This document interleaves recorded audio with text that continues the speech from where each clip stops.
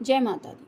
उनके good night messages, ये रहेगा टॉपिक। टारो में से लेंगे 3 कार्ड्स और ओरेकल में से लेंगे 7 मैसेजेस। तो शुरुआत करते हैं कार्ड शफल करके।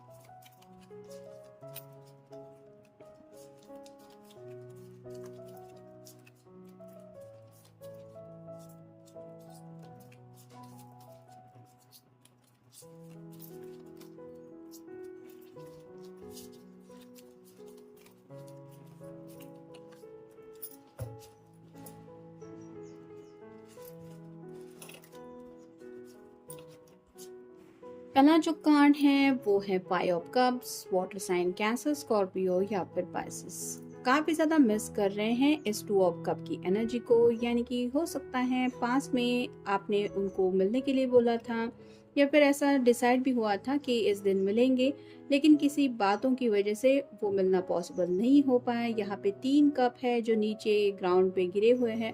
तो उनको ऐसा लगता है कि जिंदगी में कई सारे पल उनकी ज़िंदगी में अब तक आए जहाँ पे उन्हें ये प्यार का कप मिलता रहा, लेकिन उन्होंने इग्नोर करते हुए या फिर अपनी नादानी की वजह से या फिर केयरलेसनेस की वजह से ये प्यार के लम्हे खो दिए। और इनको काफ़ी ज़्यादा पछतावा हो रहा है कि मैं ऐसा खुद बिहेव क्यों करता हूँ।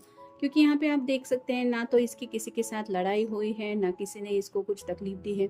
अगर ये खुद पर्सन इन कप को मान लीजिए ऐसे कहीं पे रख रहा है जहाँ पे उनका ख्याल नहीं रख रहा है, या फिर वो ऐसी जगह पे हैं कि कभी भी गिर सकते हैं, तो ये किसका केयरलेसनेस है? ये उनके ही किए का है और इसी बात को लेके सोच रहे हैं। फिर है द लवर्स। यहाँ पे आप देख सकते हैं 2 ऑफ कप की एनर्जी ये काफ़ी ज़्यादा मिस कर रहे हैं। जैसे कि मैंने इस कार्ड में कहा था, तो काफ़ी ज़्यादा आपकी याद आ रही है और उनको ऐसा लग रहा है कि इस रिश्ते में, रोमांटिक कनेक्शन में भी आप दोनों काफ़ी ज़्यादा आगे बढ़ चुके होते अब तक, जो पॉसिबल नहीं हो पाया इनकी खुद की वजह से। तो ये बातें तो ना तो किसी से शेयर की जाती है कि आखिर दिल ऐसा बिहेव क्यों कर रहा है, ना ही हम ये बता पाते हैं कि हम जिससे प्यार करते हैं उसकी याद आती है तो क्या फील होता है। तो ऐसी ही हालत में है। और फाइनल कार्ड है 9 of wands. Fire sign Aries, Leo या फिर सैजिटेरियस कहीं ना कहीं सरेंडर की एनर्जी में है। मतलब काफ़ी सारे दिलो दिमाग में इनके एक्शन प्लान थे, मैं ज़िंदगी में ये करने वाला हूँ, मुझे ये चाहिए वो चाहिए। और जब कोई भी काम करते हुए आप अपनी लव लाइफ को साइड में रखते हो, तो जो एहसास होता है वही एहसास इनको हो रहा है। और अब ये अपने आप को यूनिवर्स के सामने सरेंडर कर रहे हैं कि मैं इसी सज़ा के लायक हूँ, आप मुझे जो सज़ा देना चाहते हैं वो दे दीजिए। लेकिन ये ज़रूर शायद कर रहे हैं, जैसे माफ़ी की उम्मीद की जाती है वैसे ही ये पर्सन शायद अब सरेंडर करके यूनिवर्स से कुछ चाहते हैं, तो वो है प्यार। उनका मैसेज है your nose is the cutest in the world. तो हो सकता है आप उनके ऊपर नाराज होते हैं तो आपके नाक के ऊपर रेडनेस थोड़ा सा छा जाता है और आप बहुत ज़्यादा क्यूट लगने लगते हैं। तो ये जो आप गुस्से में होते हैं उस वक्त भी इनको आपके ऊपर बहुत ज़्यादा प्यार आता है। तो राइट नाउ भी अगर कोई किसी के ऊपर नाराज़ है, गुस्सा है, तो ये पर्सन उसी लम्हे को याद कर रहे हैं कि जब ये छोटी सी नाक लाल हो जाती है तो कितनी प्यारी लगती है, और इस वजह से और भी ज़्यादा प्यार आ रहा है उनको आपके ऊपर।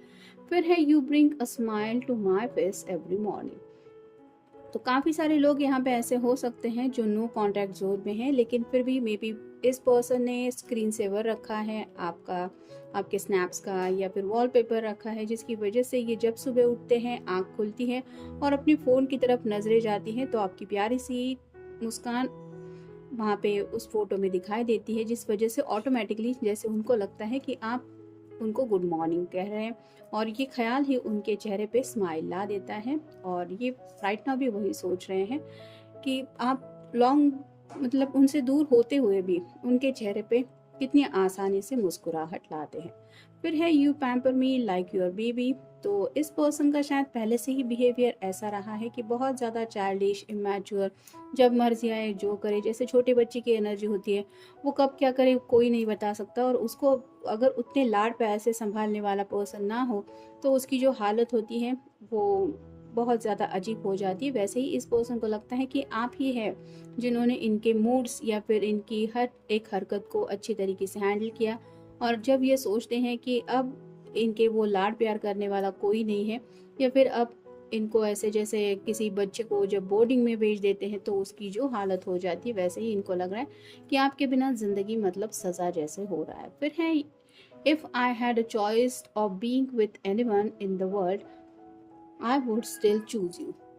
तो अभी भी ये पर्सन लव लाइफ में आगे बढ़ने को लेके सोच रहे हैं, और कहीं ना कहीं ये ख्याल भी उनके दिलो दिमाग में आ रहा है कि अगर उनके सामने ये ऑप्शन आ जाए कि दुनिया में किसी पर्सन के साथ तुम्हें आगे बढ़ना है तो तुम खुद चूज कर सकते हो, तो वो मांगेंगे आपका साथ। जैसे यहाँ पे मैंने कहा 9 ऑफ वांड्स के कार्ड में कि सरेंडर कर रहे हैं और यूनिवर्स से अगर कुछ चाहते हैं तो वो है आपको। फिर है, even when you are angry और gloomy you are still adorable. जैसा कि पहले कार्ड में हमने देखा, नाक के ऊपर भी उनको काफ़ी ज़्यादा प्यार आ रहा है, और कहीं ना कहीं यहाँ पे शायद आपके दिलो दिमाग में थोड़ा गुस्सा है इस पर्सन के बिहेवियर की वजह से, शायद इसलिए आप उनसे बात नहीं कर रहे। लेकिन जब ये सोचते हैं आपके बारे में तो उन्हें एहसास होता है आप बहुत ज़्यादा प्यारे हैं, और इसलिए ये आपके बारे में सोचते हैं तो उन्हें वो प्यार का एहसास होता ही है। फिर है, you find my weird habits और एडोरेबल।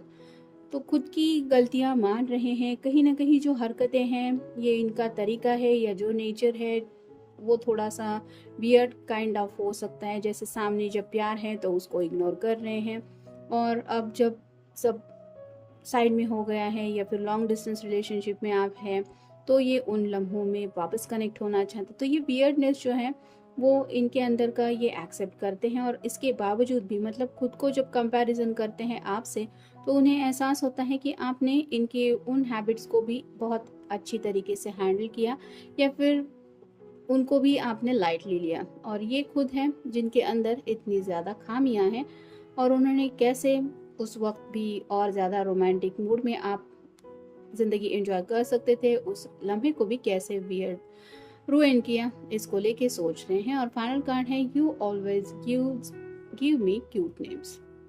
तो आप जिस नाम से भी अपने पर्सन को बुलाते हैं, आपका वो बुलाने का तरीका, आपकी वो आवाज़, ये काफ़ी ज़्यादा मिस कर रहे हैं, और उन्हें लगता है कि आप ही हैं जिन्होंने इस पर्सन को इतना स्पेशल फील करवाया।